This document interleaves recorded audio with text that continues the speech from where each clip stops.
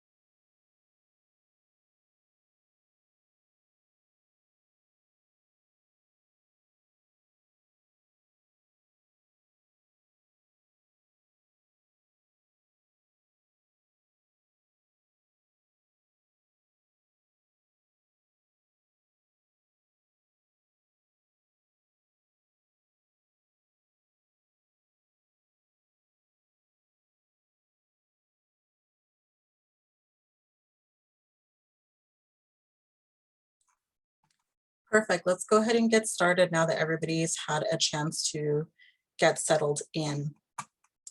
1 second. So thank you all for joining us today for UC Davis Continuing in Professional Education's Geographic Information Systems, GIS Information Systems, information session. Sorry, it's a mouthful. I'll start by going through some introductions. 1 second. My name is Ruth Cervantes, and I'm the program representative for GIS courses here at UC Davis Continuing in Professional Education, or CPE as we will refer to it throughout the session. Also joining us today is our program director, Monica Jackson. Monica, wave hi. Hey everybody, I'm so happy to see all of you here. Look forward to hearing your questions. Monica oversees CPE's Land Use and Natural Resources courses, which our GIS program is housed under. Also, a little bit later today, you will get to hear from our instructor, Dr. Karen Beardsley, on the screen right now. Hi, Karen. Karen is one of our instructors and will be teaching our upcoming Introduction to GIS and Advanced GIS courses. In addition to her role as an instructor with CPE, Karen also is the director of professional programs at UC Davis Global Affairs. So we'll get to talk to Karen in a little bit. So let's take a look at our agenda so you know what to expect during our info session today. We'll go through a brief introduction to UC Davis CPE. We will review our mission and our history, and then we'll get into some specifics of CPE's GIS programs available both domestically and internationally. And then we'll get to hear from Dr. Karen Beardsley before we wrap up with some question and answers. However, before we dive into our presentation, just a few housekeeping notes. Please feel free to use the question and answer function at the bottom of your screen, and also send us your questions in the chat box. We'll be answering your question towards the end of our session today. It's a one-woman show here today, so give us some time to answer your questions, but we'll get to those towards the end. Ruth, I can step in and answer some questions too. Oh, thanks. Okay. Yay, it's not a one-woman show anymore. So due to the current COVID-19 pandemic, all CPE GIS courses are at the moment in a remote learning / online format. Given the popularity of our online offerings, we expect this to continue once some of the COVID restrictions are lifted within the state. All our attendees today will also be getting an email with a follow-up to the recording so that you come back and revisit it and watch it at your heart's content.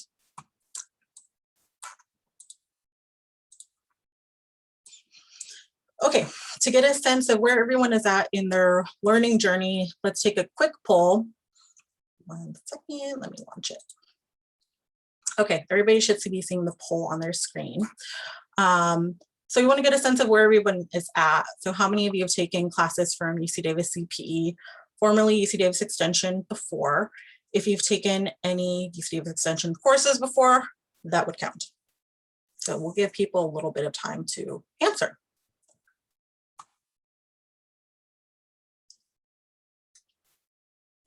So far, it looks like the majority of you have not. So welcome.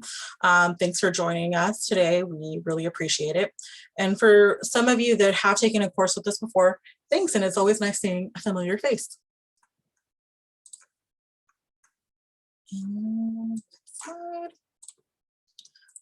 So since a lot of you are new, a bit of background about CPE to get everyone familiarized with who we are and what we offer. We are the lifelong learning arm of UC Davis, and we provide learning opportunities that transform people, organizations, and communities. We have been providing quality education programs for more than 50 years with more than 62,000 annual enrollments. We serve students locally and nationwide with enrollments from all over 50 states and over 100 countries. And as we mentioned earlier before, we also have an international GIS program on Coursera, which we'll go into in just a moment.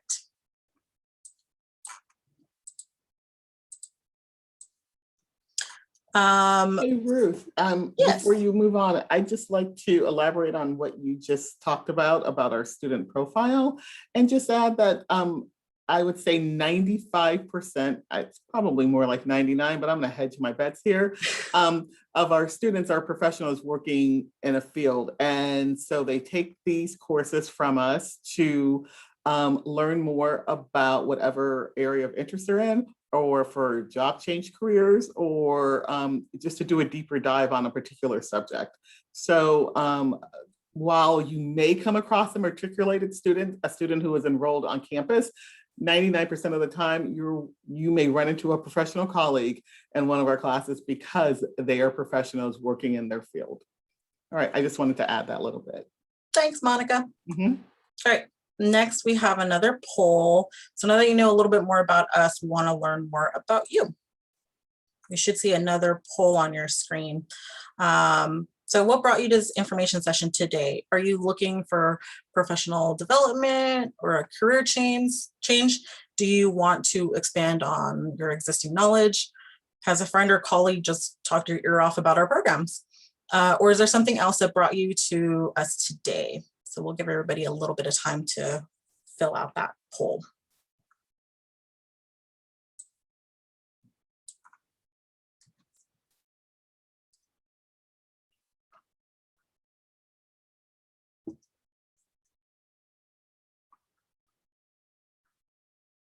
Okay, so it looks like a majority of people have filled out the poll. So it looks like a lot of people are looking for professional development, which is great. We have a lot of courses for you. There are some people that are looking for career change, which is very exciting and a good time to do it. And then there's a few of you that are looking to expand your knowledge and that you love to learn, which is great because that's what CPE is all about. One second. Okay. So before we jump into our programs, just wanted to go over a refresher to define what are Geographic Information Systems, GIS. GIS is a powerful data tool that is used in many different fields and industries. Those who use GIS typically use it to visualize and analyze data, to understand relationship patterns and trends. And as we mentioned, GIS is a tool, and because of this, the uses for it are vast. A couple of recent examples are a recent example rather, is the Coronavirus Resource Center at Johns Hopkins University, which uses this to track the confirmed cases of COVID-19 by country and by US county.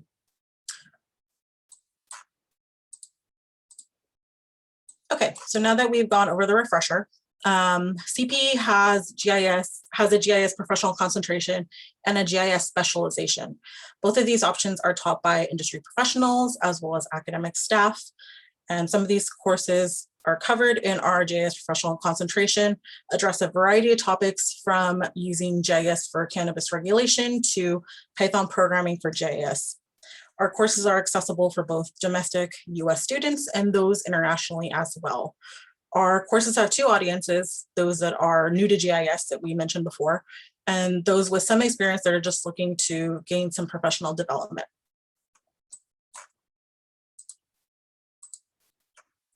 So going over our professional concentration, Some of you might be saying, hey, Ruth, what is a professional concentration? Totally valid. Our Gis Professional Concentration is a focused study that can be completed in a year or less. Overall, they range from 60 to 139 hours of instruction.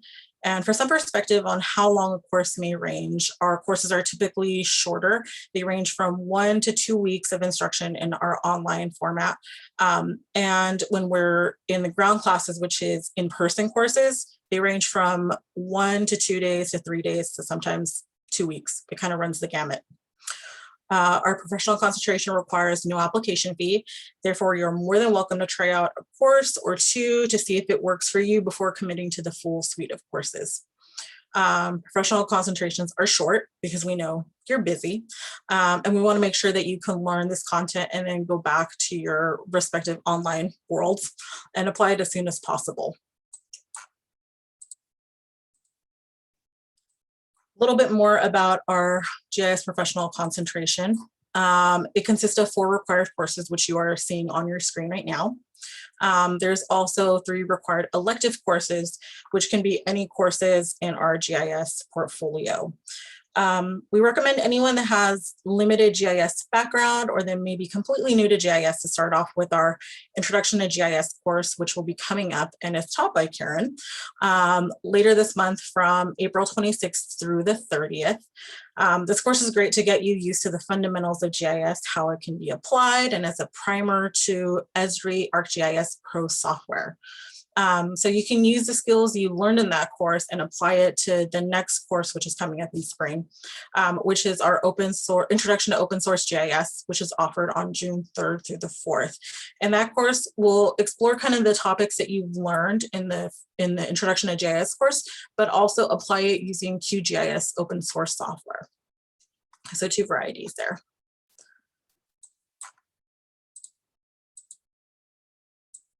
Okay. So we mentioned before that we have an option for international students. So our GIS specialization consists of an asynchronous series of courses, online learning platform. We recommend this option if you or someone you know is internationally based. There are 5 required courses, which include a geospatial analysis project, which serves as a capstone to build on the concepts that you learned in the previous 4 courses and apply that in a project format. And each of those courses is about 4 weeks long, so a bit longer than our other courses. Okay, now that we've gone over that, you might be thinking to yourself, hey, Ruth, that sounds really awesome, but can I get a discount? We do offer discounts on most of our courses, and you can learn more about those on our website. I've highlighted a few here. Members of the Cal Aggie Alumni Association enjoy $50 off of our courses. And that is a reciprocal benefit that extends to members of all other UC alumni associations. Our professional partners also receive a 10% discount, as well as groups of 3 or more that are enrolling in the same class at the same time with the same payment method. So if you have a couple of colleagues that are in your agency or in your organization that may be looking to take the same course, make sure you coordinate with each other so you can get that 10% off discount. Again, there's a list of discounts available on our website.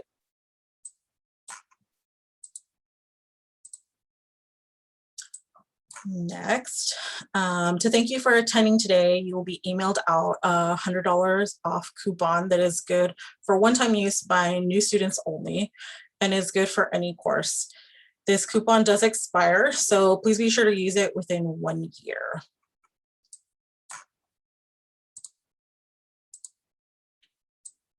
So another question you might be having is, what if I need some financial assistance? We also have student aid available and folks that are standing by to help with those kind of questions. You can reach them via the email listed on your screen right now, or by the phone number listed as well. So for specific questions about the WIOA or about the AmeriCorps Educational Award, you can specify that you'd like to be contacted by Tina Erkey. If you have a question regarding veterans benefits and or student and personal loans, you can specify that you would like to be contacted by Ton Fan. If you have any additional questions regarding how to finance your education, please visit the URL listed on your screen.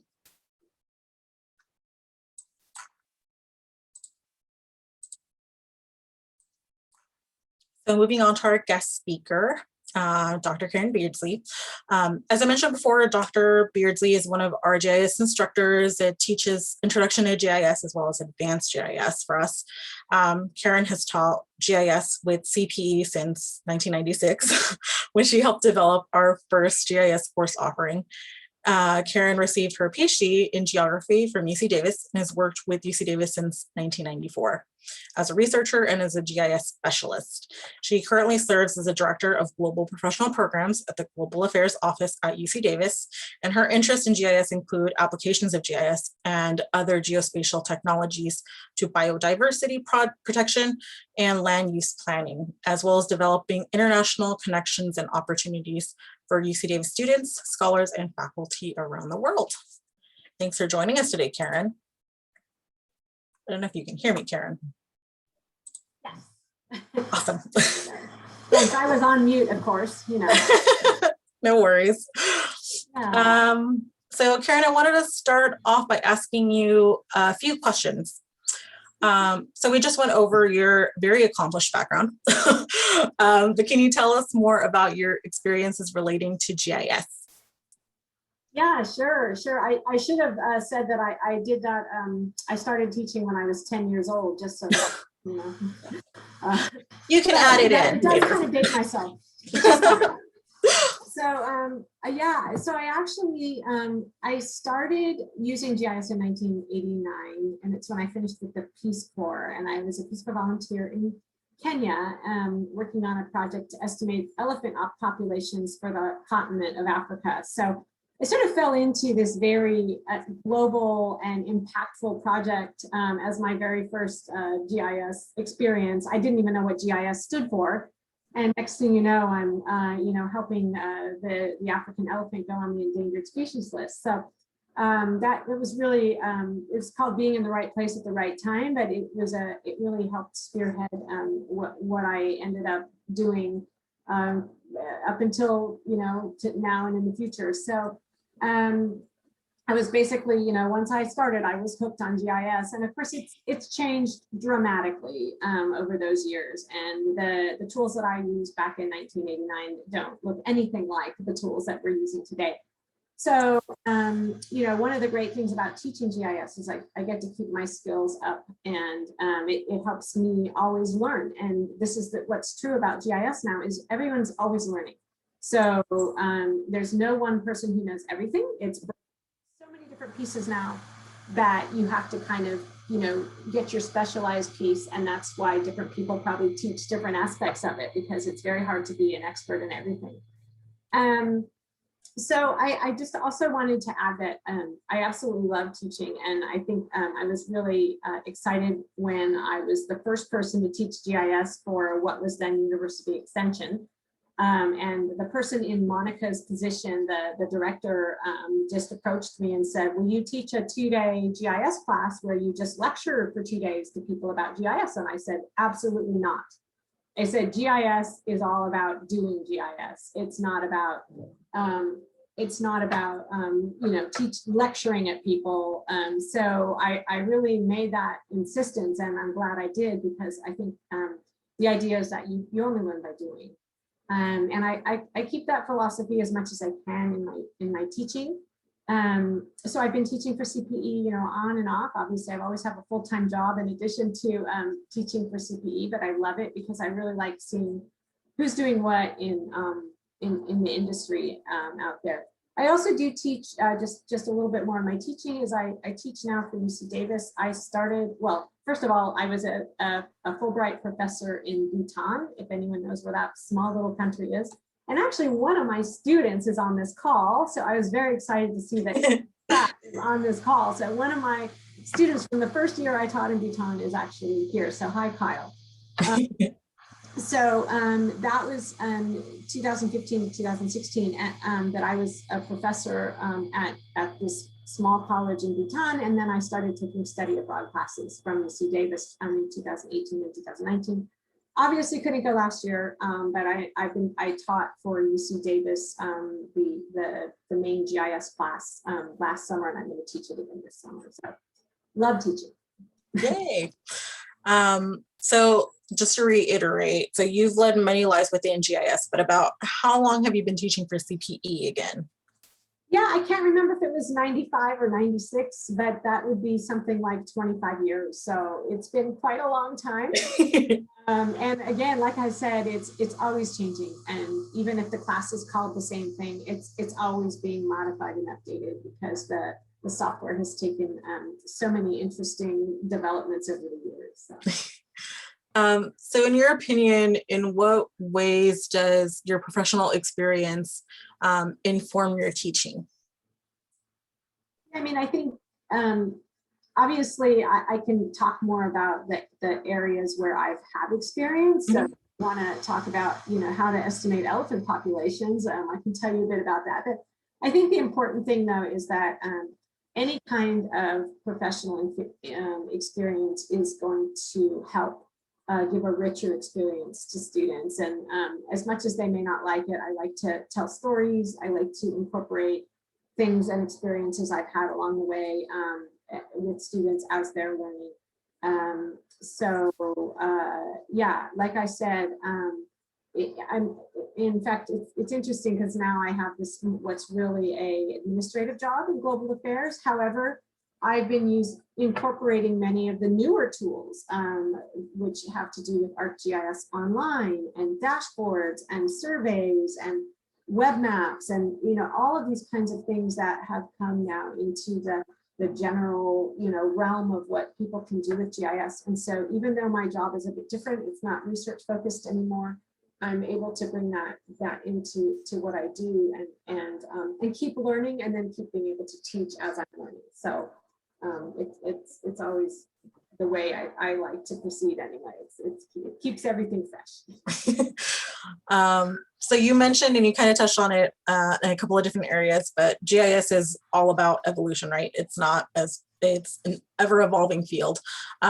What are some emerging trends that you see coming down the pipeline for GIS? Yeah.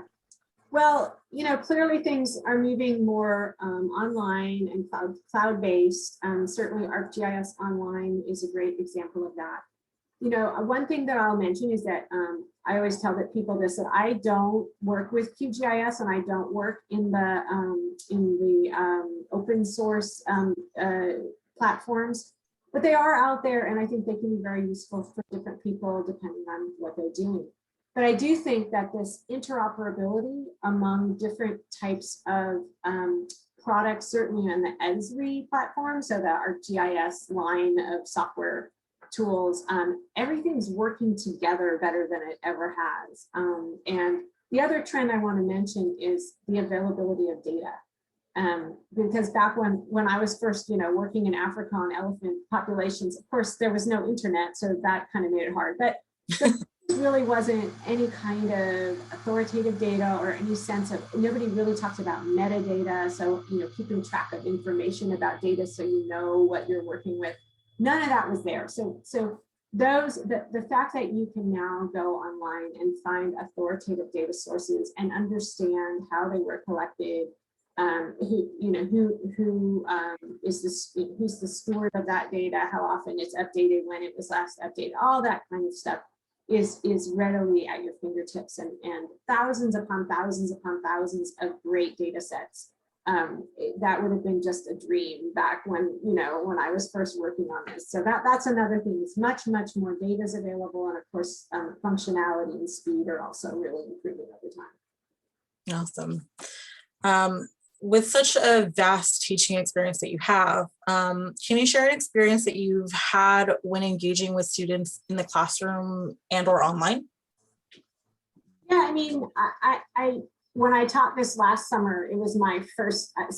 Well, let me just start with the experience of teaching the students from UC Davis who I took to Bhutan. They have 4 weeks to learn what normally is a 10-week class. It's a very intensive experience, but we get to spend 24/7 together. So that was a great way to be able to constantly interact and constantly be there to work with the students and see them learn and give them very challenging things to do, final projects and things like that. I think last summer when I was teaching basically the same material, but in an online setting, it was much more challenging, I have to say, but I also was really impressed with how well my students were able to take that on, and really they were able to engage with each other on projects, which I didn't even think was possible. So I guess, what I will say about my students is not really a specific thing, but I will say that, and I don't know if Kyle's going to get on here and tell me otherwise, but I think that I like to give them, certainly toward the end, and even in the short course, we'll do this. I'm going to ask you to do something that might seem a bit challenging. And the reason for that is you're going to come back and say, wow, I was able to do that. You might not like it while you're doing it, but you're going to be really happy that you put in that effort. And like I said, you learn by doing. You don't learn by me telling you what to do. So I've found for the most part that students appreciate that, not while they're doing it, and they appreciate that they learned as much as they did, and they were able to do what they were and accomplish what they were able to do as by the end of that time. So yeah. Awesome. That's all the questions I had for you, but thanks for joining us today, Karen. We really appreciate your time. I know you're super busy, but I hope you wouldn't mind hanging around us for a second, just in case anyone joining us today might have a question for you. Sure. So we'll pause to see if there's any questions. Kyle is silently cheering you from abroad. Kyle.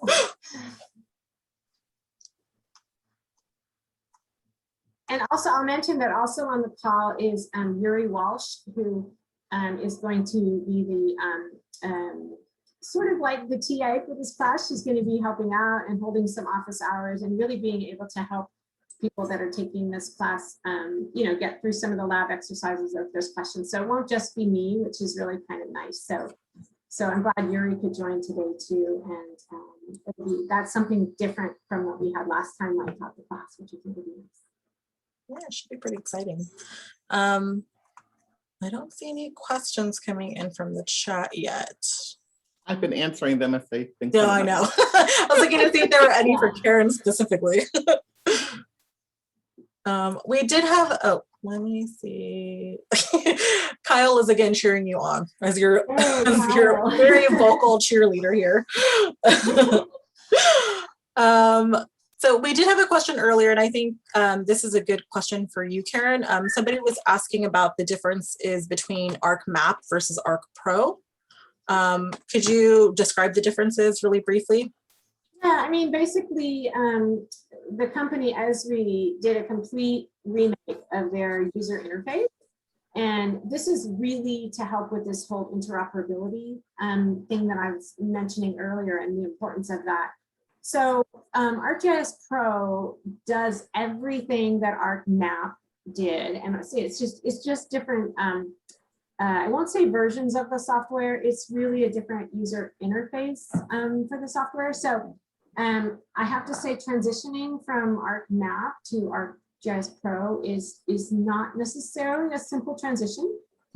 Me, probably a good year to feel like, okay, now I'd rather work in Pro than in Arcmap. And I think it's an important transition to make because ultimately that's where it's going. So a lot of people are still using Arcmap, and that's great. It's super powerful. They basically can do the same things. They just look a little different in how you do the same thing. So the interface is different, sort of the logic and the thought process is different. So I think if you are an ArcGIS or an Arcmap user and you'd like to really take a deep dive into Pro, this is probably a good way to do it. A lot of the GIS concepts will be familiar to you, but it's that hands-on part that really helps you start to get the feel and comfortable using ArcGIS Pro. Perfect. Karen, we also have a question for regarding the class, your introduction to JS class. You want to know how it's structured to accommodate working individuals. So can you just briefly discuss kind of how it's structured? Yeah, so we've talked about it a bit, and what we decided was to have the class in the afternoons this time from 2 to 4. every day. So that's only 8 hours of in-person instruction, which is not that much. That's not 8, that's 10. I can't even do math. I was a math major, by the way. 10 hours. So the Monday, Wednesday, and Friday will be mandatory, and the Tuesday and Thursday, everything will be recorded, by the way. So if you happen to miss something, it'll be recorded. But basically, so any kind of lecture and demos will be covered during those sessions, and then you'll have your lab period will be on your own. And then, CPE technical people will have it set up so that you can connect in to use Arcgis Pro on their system. And I think Ruth is going to help everybody get that set up. If you happen to have Arcgis Pro on your own laptop already, that's better, because then you can just download the materials and work on your laptop. So it's not mandatory that you use the CPE computers, at least from my perspective. I don't know from yours either. So that's kind of how it works. And then again, we have the addition of having another person who will be able to field questions and sort of help if there's you don't understand something that even you did in the lab, but it doesn't really make a lot of sense, or you need a little more background. We'll have Yuri available to help out with that. And then she can also, if she has an issue with something, she can then reach out to me directly, even if it's in the evening or whatever. So the idea is that we want to make sure you learn as much as possible in that week-long period, but we're not going to have classes going on the whole time.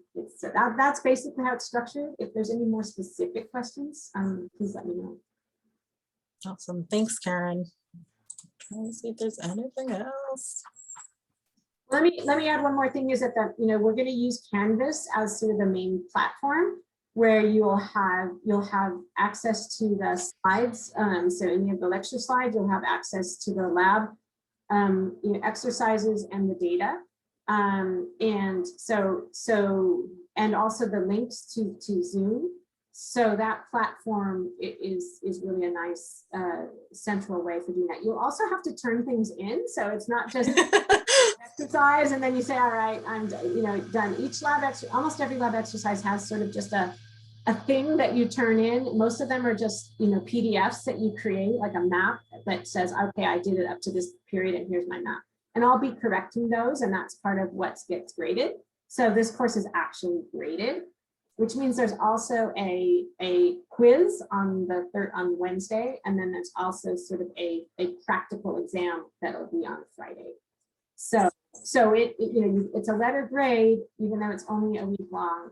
And so those are the pieces that'll be combined into that, as well as participation. So being there on the Monday, Wednesday, Friday is going to be key to that participation grade. Yeah. Perfect.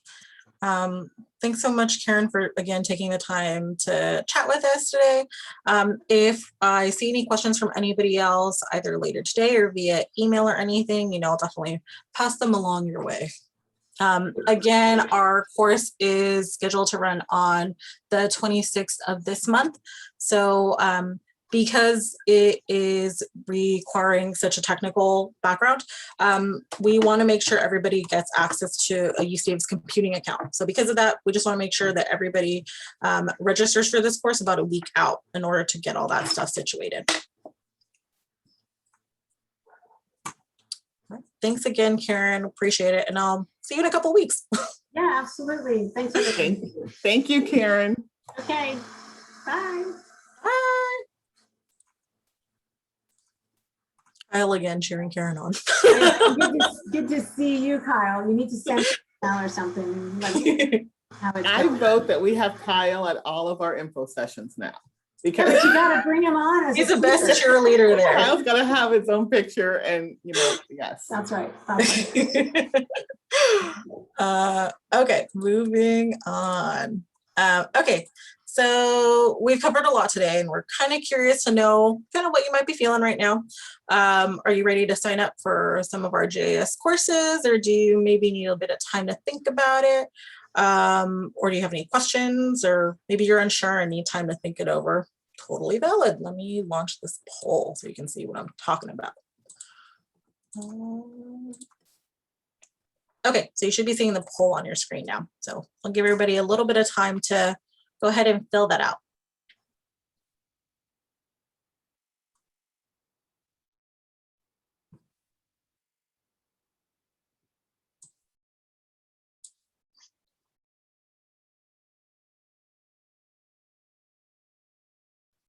So far what I'm seeing is there's some people that need some time to think about it, and that's totally cool. There's a lot to think about. We've given you a lot of information, but by all means, reach back out to us if you have any lingering questions. There's a lot of you that are also ready to enroll, which is fantastic. Our spring and summer courses are open for registration now, so go ahead and get started. Okay. Okay, moving on. Okay, so we want to make sure we answer any questions that you might have had that have been coming up in the queue in the chat. I know Monica's been superwoman over there answering all the questions. So let's see if there's anything that's popped up. Ruth, I'm going to leave the live questions up to you. Okay. So I'm not going to answer any more unless they, you go ahead and answer these. Okay. Pull up.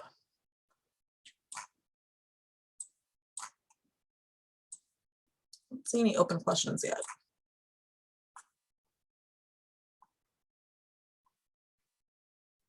That was my prompt for people to ask questions. I swear, I thought we were a team, guys. Come on. So I say that, and then you guys ask Ruth questions.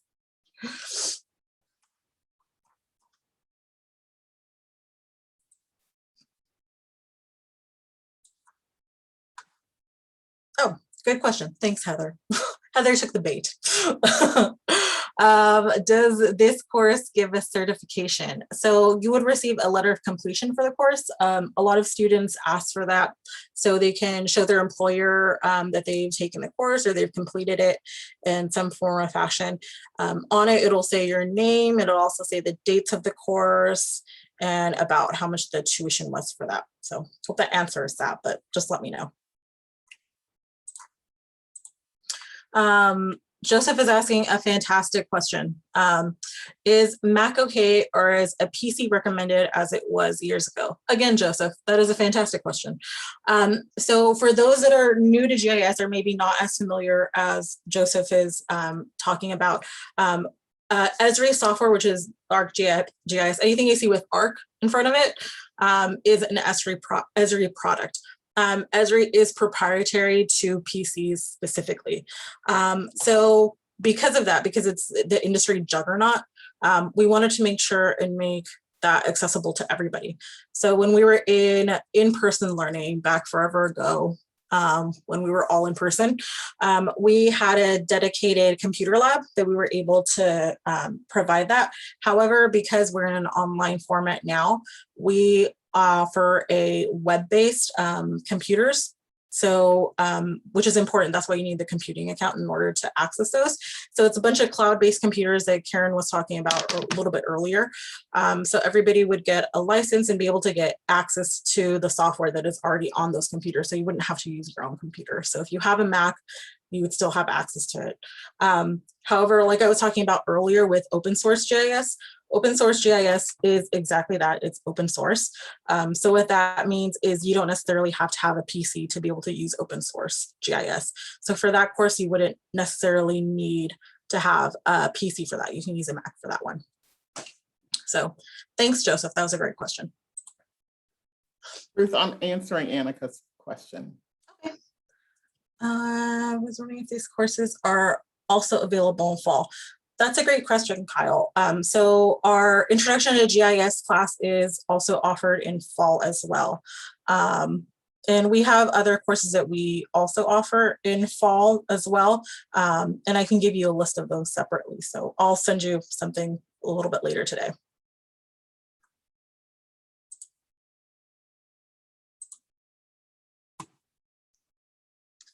Let's see if there's anything else that was a good one earlier.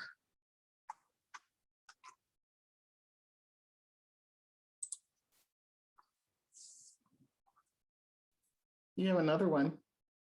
Oh, Whoops, I literally just clicked out of it. In the intro course, can Arcgis Pro be downloaded onto our PCs, or does it have to go via the web? So it will already be installed on the web-based computers that we have available for students, so you won't have to worry about downloading or anything. There is an option for Arcgis Pro Online that all students would have an access to as well. So you would also have the access to that too. And that's good for about a year. What's the typical cost for Coursera? That's a great question. Let me look into that. I don't have the data with me off the top of my head, but I'll send you the information separately, Lauren.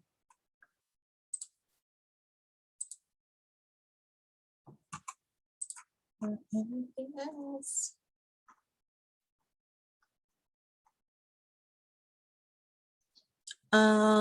Courses are taught in Arc Pro. Would you say that the knowledge transfers to Arcmap? My organization doesn't have an Arc Pro license, at least not yet. We're also still using Arcmap. So kind of what Karen talked about earlier, there's some interface changes to it, but I definitely would say the knowledge does transfer to Arcmap. That's a question we get a lot. How long does it take to complete the Gis Professional Concentration? Does completing these courses give a certificate? Yes, it does. So it takes about a year, roughly thereabouts, to complete the certificate. Some students do take longer, but that's only because a lot of our students are working professionals. And a lot of our students, because they're working professionals, a lot of their employers are paying for their education. So they might be out in the field or, working on other projects at the time. So sometimes it takes a bit longer, but that's why. You do receive a certificate, like we said earlier, you would receive a certificate of completion for it.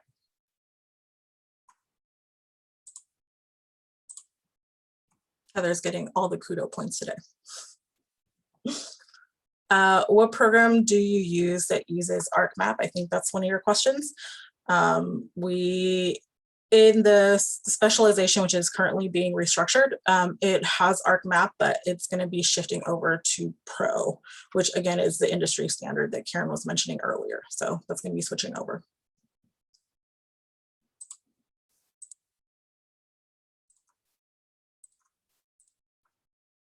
Everybody a couple more minutes to see if there's any other questions that come through.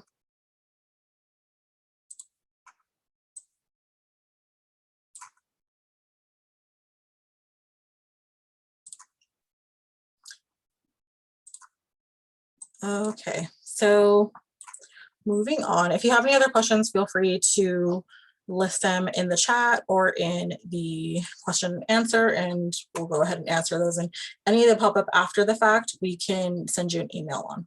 So no worries there. Oh, thanks, Anonymous. Would the introduction course be sufficient for beginners to be familiar with GIS and work on it? Yeah, it totally would. I think that's a great question. So the introduction course gives you a primer on what GIS is, kind of the little refresher that I gave you, the definition earlier. You'll get that, but you'll also get on how do you use GIS? How is it applicable? What does the software look like? How do I create a map in it? What are some important things to know for making a map? You'll go over all of that. So I think it'll be a good for beginners.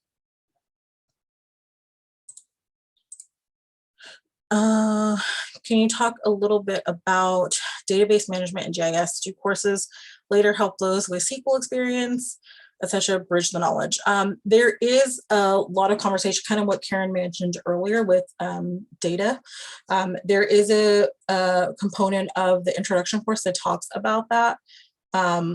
We also have, which is why we have a Python programming course for GIS. It's to kind of bridge that gap on where the data meets actually creating your map.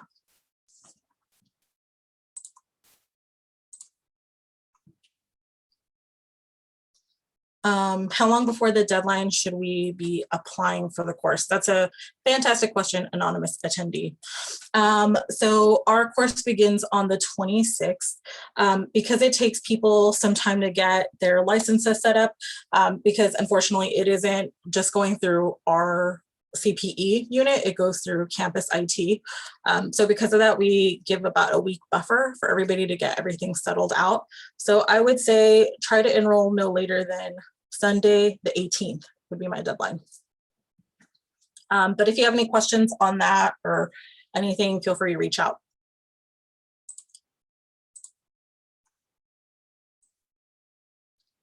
Check any more questions.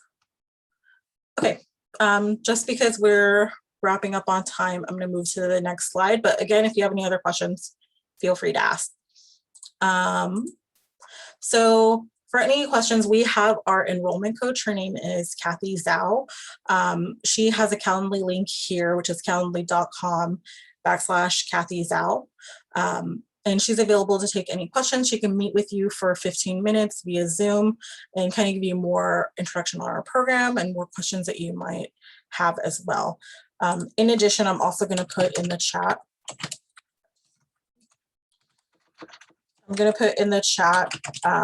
Our email address as well. So in case you have any questions specifically for me on GIS, you're more than welcome to reach out to the email address in the chat function below. See if there's any other questions that have come through. Nope. Everybody's hungry. I understand. I am too. So let me see. Thanks, Joseph. It was nice meeting you virtually. So thanks everybody for joining us today. We really appreciate you taking the time to chat with us today and learn more about our programs, and we hope this was of value to you. Yeah. There's another question. Oh, thanks.